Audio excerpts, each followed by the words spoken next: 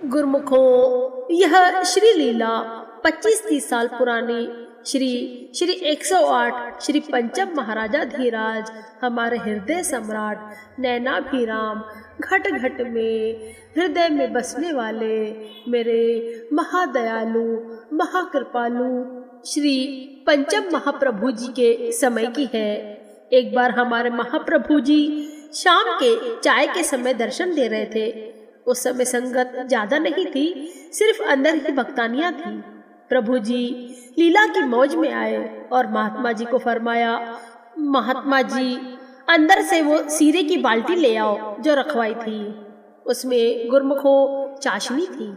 जब सीरा आया तो स्वामी जी उसे फेंटते हुए, जैसे हलवाई गर्म दूध को फेंटता है, वैसे स्वामी जी उसे फेंटते हुए बाल्टी में से कड़छी भर के वापस बाल्टी में ऊपर से गिराते हुए पूछते हैं, ये सीरा कौन पीना चाहता है। कुछ भक्तानियां बोलने लगी कि हम पिएंगे। स्वामी जी ने फरमाया, शर्त ये होगी कि 3 कड़छी पीनी होगी, हाथों से बुक बना के पीनी होगी, अर्थात फुल अंजलि भर के पीनी होगी। जो नहीं पी सके वो मुंह हिला के बता दे, हम वही सीरा और डालना बंद कर देंगे। जो नहीं पी पाएगा वह चुपचाप अपनी जगह पे जाके बैठ जाएगा, किसी से कुछ कहेगा नहीं। एक भक्तानी जी आई। स्वामी जी ने जैसे ही पहली कड़छी भरी, अभी थोड़ा सा ही पिया होगा कि सिर हिला के मना कर दिया। स्वामी जी ने उसे वही रोक दिया और फरमाया, अपनी जगह पे जाके चुपचाप जाके बैठ जा, किसी नाल गल नहीं करनी। दूसरी भक्तानी जी ने बोला, स्वामी जी मैं आ जाऊं। स्वामी जी ने फरमाया, आ जाओ। उन्होंने भी 2-3 चम्मच जितना पिया और सिर हिला के मना कर दिया। 4-5 भक्तानियों ने ऐसा ही किया। ये देखकर कि कोई भी नहीं पी पा रहा, सभी सोचने लगे कि आखिर चक्कर क्या है, और डर के बैठा गए। स्वामी जी ने फरमाया, बस कोई भी नहीं है जेड़ा इसनु पी सके।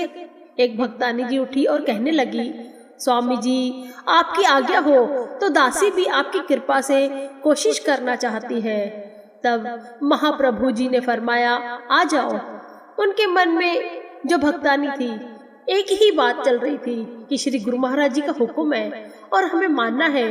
उन्होंने जयकारा लगाया। जब स्वामी जी ने एक कड़छी डाली तो वो पी गई, दूसरी कड़छी डाली तो वो फिर से पी गई।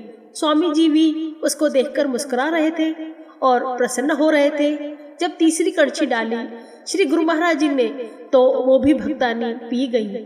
श्री गुरु महाराज जी बहुत प्रसन्न हुए और सबको फरमाया, तुहानू सबनू असी दसना चाहते हैं कि ये सीरा नहीं है बल्कि देसी घी हैगा। सब हैरान हो गए कि देसी घी ऐसे कोई कैसे पी सकता है।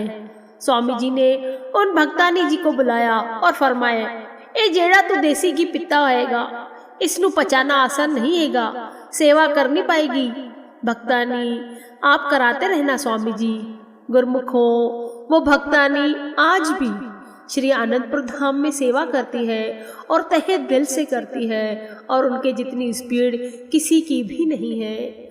महापुरुषों की यही कृपा रहती है, उनकी यही रहमतें होती है कि उनके वचनों में क्या छिपा रहता है ये तुच्छ बुद्धि जीव नहीं समझ सकते।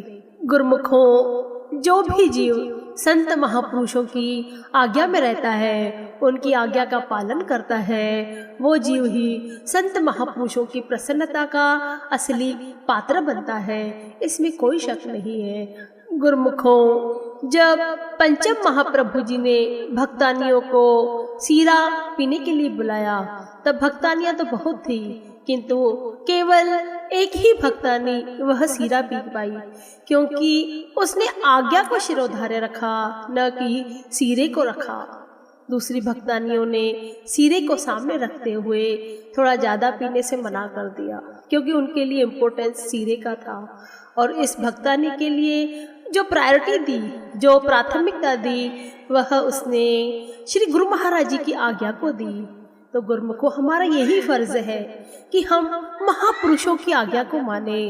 महापुरुष बार बार फरमाते हैं, आज्ञा समन सुसाहिब सेवा, सो प्रसाद जन पावे देवा, जो गुरुमुख जन महापुरुषों की आज्ञा में चलते हैं वे ही अपने इष्ट देव की प्रसन्नता को पा सकते हैं, क्योंकि आज्ञा के समान कोई भी सेवा नहीं है।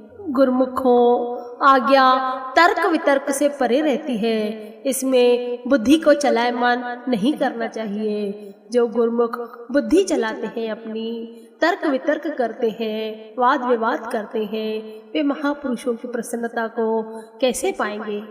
यह विचार करने वाली बात है। हम चाहते तो हैं कि महापुरुष हमसे खुश रहे, पर ये विचार नहीं करते कि महापुरुष खुश कैसे होंगे हमसे। गुरुमुखों, ये कथा गुरु नानक देव जी के समय की है। एक दिन गुरु नानक देव जी अपने कुछ शिष्यों के साथ यात्रा कर रहे थे। यात्रा करते समय वे एक जंगल में पहुंच गए। उस समय नानक जी के पास एक कटोरा रहता था। इसी कटोरे में नानक जी पानी पीते थे, इसमें खाना लेकर खाते थे। सभी शिष्य इस बारे में जानते थे। जंगल में गुरु नानक देव जी और शिष्यों को कीचड़ का एक गड्ढा दिखाई दिया। नानक जी ने अपना वो कटोरा उसी गड्ढे में डाल दिया। ये देखकर सभी शिष्य हैरान हो गए, बहुत ही आश्चर्यचकित हो गए। गुरु नानक जी ने कहा कि जाओ मेरा कटोरा कीचड़ से निकाल लाओ। कीचड़ था तो सभी शिष्य सोचने लगे कि कीचड़ में से कटोरा कैसे निकाले। अंदर जाएंगे तो कपड़े खराब हो जाएंगे। गंदगी में उतरने के लिए कोई तैयार ही नहीं था। उस समय उनका एक प्यारा शिष्य जिसका नाम लहणा था, वह तुरंत ही उस गड्ढे में उतर गया।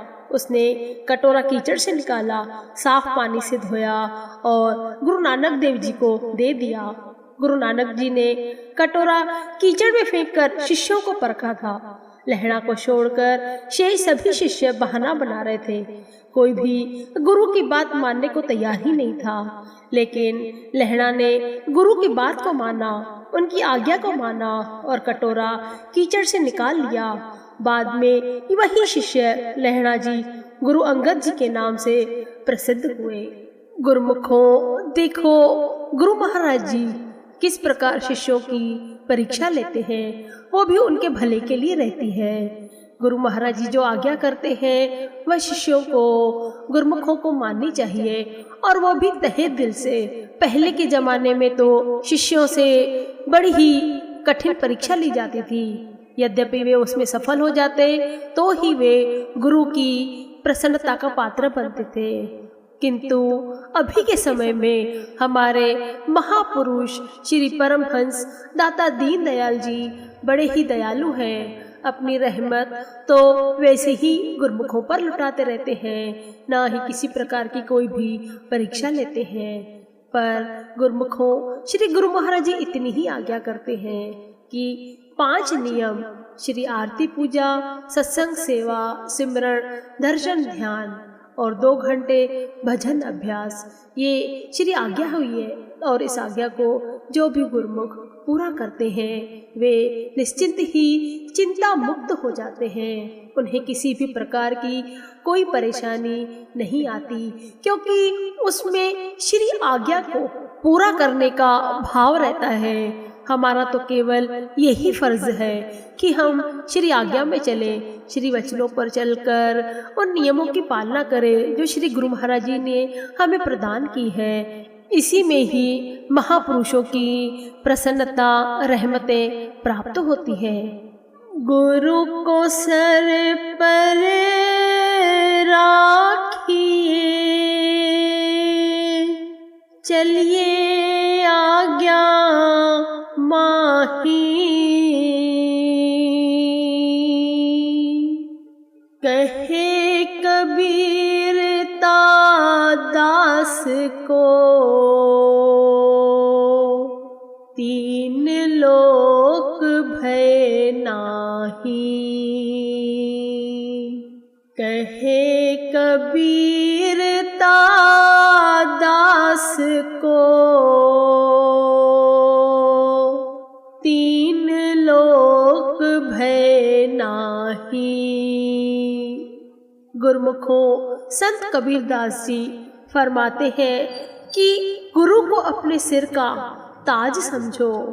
वे सर्वोपरि है, सर्वश्रेष्ठ है और उनकी आज्ञा में रहकर ही अपना जीवन यापन करो। ऐसे जीवों को, ऐसे गुरमुखों को, ऐसे प्रेमियों को तीनों लोकों में किसी का भय नहीं रहता, क्योंकि ऐसे गुरमुखों पर तो साक्षात त्रिलोकीनाथ का हाथ रहता है। हमारे त्रिलोकीनाथ श्री परमहंस दाता दीनदयाल जी हर पल हमारे अंग संग रहते हैं, हमारी संभाल करते हैं। महापुरुषों के चरणों में नतमस्तक होकर, शीश निवाकर, अहंकार रहित होकर कृपा के पात्र बनो और अपना जीवन सफल बनाओ।